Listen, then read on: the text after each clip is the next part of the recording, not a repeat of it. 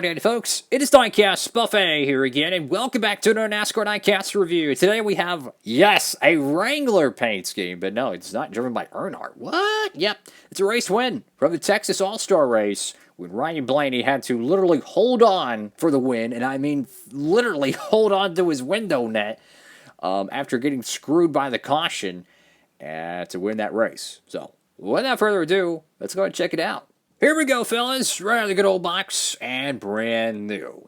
What a cool looking paint scheme, guys. I mean, you got detail all across the car. You got a carbon fiber splitter. I mean, wow, that is cool. Bright day glow, caked in confetti. This is going to be a fun review, guys. Of course, picked up my copy of this diecast from our friends over there at Circle B Diecast. You can too, and you can save on shipping with that promo code down below. You don't have to use it, fellas, but if you want to, hey, it can help you, save a little bit and help you get some more diecast in your collection. Let's go ahead and dive on into this one. So you got the Wrangler logo right there, which every time I see that, I think of the Earnhardts, or I think of DEI/Chance 2 with, what's-his-face, Martin Truex Jr. So, really weird to see them in victory lane with a Penske Ford.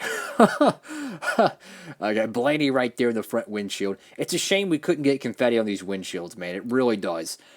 Sure, you could modify. You could probably find a similar paint with an extremely small paintbrush, and you could probably, dot it up and stuff. But the confetti, if you don't notice already, is the Texas state logo, like the actual state logo. And that's how the confetti is, which is so freaking cool as a Texan myself.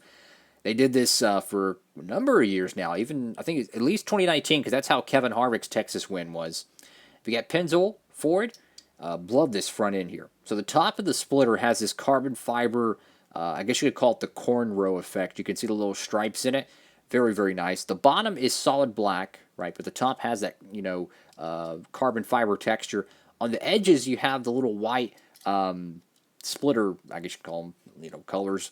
Usually this is day glow. We've seen it like on the Hendrick race wins, but obviously since the car is day glow, I think it's probably better to have a different color so you could see perhaps maybe a little easier if it's grinding the racetrack. You have the number 12 right there. You have like these like fog lights that look a little bit different than the other Ford Mustangs. I'm going to check that real quick. Let's compare this to another Ford Mustang.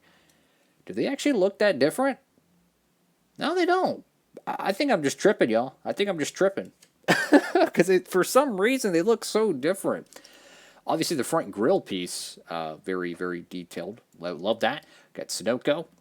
Can see some raced wear grime over here on the left side. And yes, I know that yellow is bright. Don't adjust your set. This is a day glow fluorescent, if I get English, car. So you got Ryan Blaney right there, and you have all these little confetti pieces. Now, they look a little bit blurry on some of them, but my theory is they're probably stuck together, and it makes them look kind of like distorted a little bit. And I think that's normal. Like on the hood, they're crystal clear, but on these, they're a little bit distorted. So I have two theories. Either theory A, it's because they're stuck together and they're supposed to be that way, or it's because the decal's on top of day glow and they have to put a stupid outlining. And now that I'm really thinking about it, I think that's the case, which is really unfortunate because now they do look like paint splots. Because, like, how do they get from a perfect Texas shape on the hood with the blue background and everything else looks like Fruity Pebbles? I don't know. Yeah, Cup Series, Goodyear, NASCAR Salutes, number 12. Is that a piece of confetti behind the 12? How does that even happen? Like, what? How does that even... How do you even get... I don't even know. I'm just not going to ask anymore. Yeah, Menards. American Ethanol, Wrangler. No, unfortunately, the decal doesn't wrap all the way there. Oh, that one's screwed up. Oh, boy, that one's screwed up. That's not good. You got Kidd, Richmond, Nuff, Werf, and Wabash. Voice crack there, Wabash. You got your side skirt detail, which is really, really nice. Go to the back end of the car. Got a few pieces of confetti, it looks like. Menards, Ford, you get the number 12. And yeah, this decal, I don't think this is race wear damage. I think this is actually a messed up decal because you can see the day glow underneath. If it was damaged, you would probably have a dark gray or black mark there. Now this right here, I don't know what the biff this is. Because is it clear coated in the car? I don't know if it, oh, no, that's a decal. That's not supposed to be there. Big oof. Yeah, because it's chipping off because it's not clear coated. So that's that's interesting. So yeah, this one has got some quirks to it, guys. But this All-Star race was really weird. Okay, so a lot of people hated it because it was the worst next-gen race of the year, in my opinion. The 1.5 mile racing at like Las Vegas, fantastic. They go to Kansas, puts on a barn burner. They go to Texas, and the racing sucks. It wasn't the next-gen cars. It was the racetrack 100%. The fans hated it. They didn't want to be there. The drivers griped about it. Nobody wanted it. And the racing was a awful, awful event. It was like the 2019 rules package reared its ugly head again, unfortunately. Well, fortunately, though, the All-Star race is going to North Wilkesboro this year, which is like, what? What is it, 96? Hold up. It's crazy. You know, you go from Texas Motor Speedway, which no one wants to race at anymore, then you go to North Wilkesboro. It's like, what? That's pretty cool. Lots of confetti on the right side of this card. And Ryan Blaney had to win that race twice. He was like a foot or two away from the line, and they threw a random caution. They literally had their hand over the button. They said, okay, we need to finish this on a good note, and they just slammed the caution button. It was just... It was comical. They did that, you know, trying to rig a good finish, unfortunately. Ryan Blaney still had to hold on to his window net. Honestly, that was a crazy fiasco.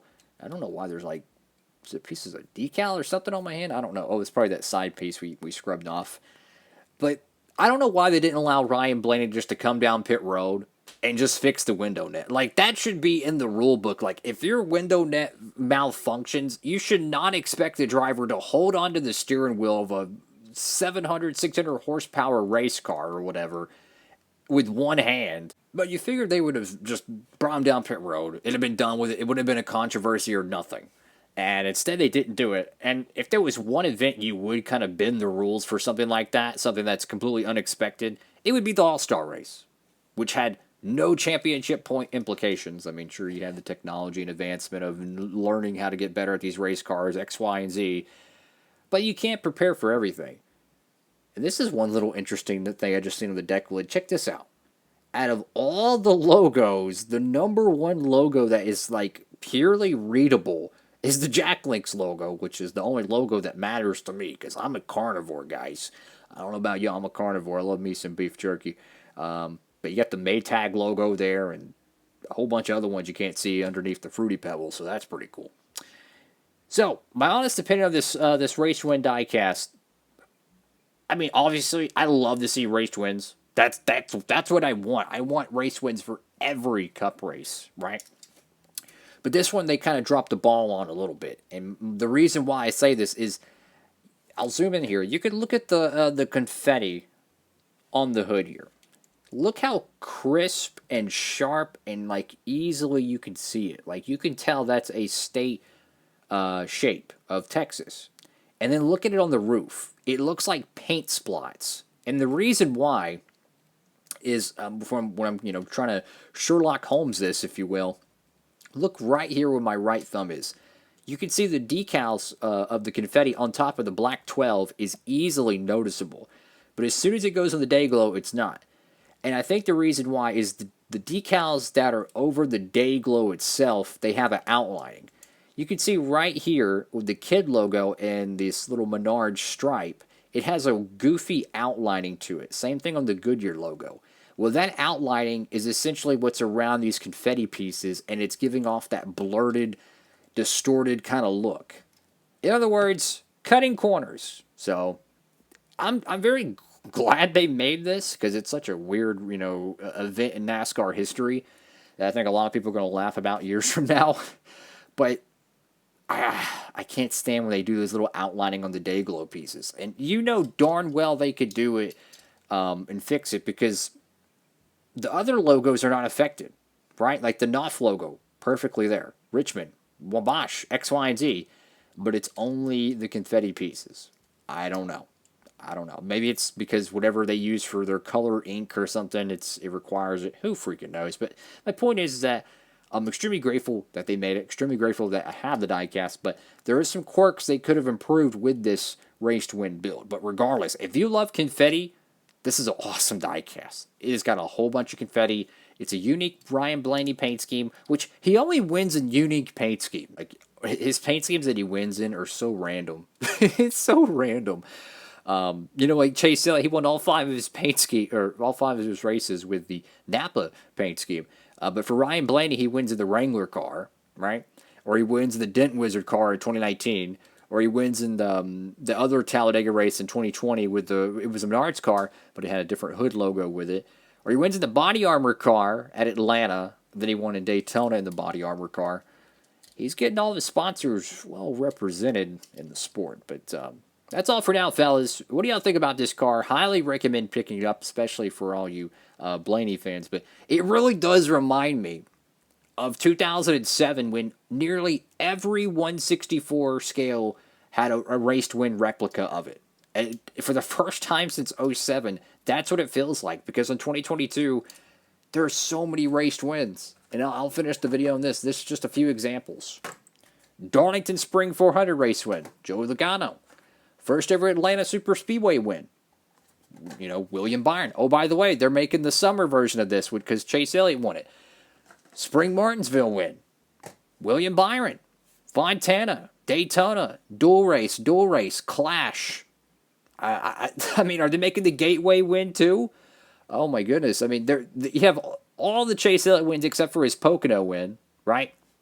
Obviously, they're not going to make the Tyler Reddick wins, but it does feel like 2007 because we're getting so many race win 1/64s, which I love to see. That's all for now. Diecastbuffet signing off.